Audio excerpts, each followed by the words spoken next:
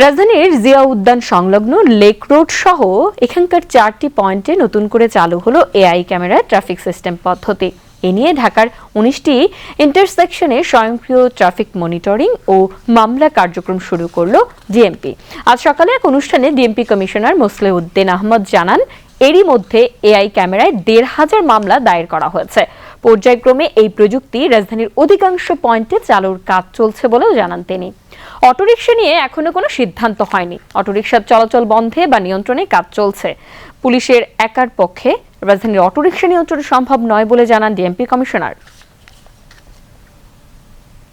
সুষ্ঠু ট্রাফিক ব্যবস্থাপনা এবং সড়ক নিরাপত্তা নিশ্চিত করতে আমরা মহানগরীর বিভিন্ন গুরুত্বপূর্ণ ইন্টারসেকশন ও দুর্ঘটনা প্রবণ পয়েন্টগুলোতে কৃত্রিম বুদ্ধিমত্তা বা এআই ক্যামেরা স্থাপন করেছি।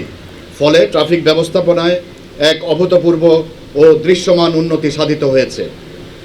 এটি চালকদের মধ্যে নির্দিষ্ট লেনে থাকার এবং সিগন্যাল মেনে চলার একটি ইতিবাচক প্রবণতা তৈরি করেছে। অটোরিকশার বিষয়ে আসলে ঢাকা মেট্রোপলিটন পুলিশের একার পক্ষে তো এই অটোরিকশা এখনই রাস্তা থেকে দূরীভূত করা সম্ভব নয়।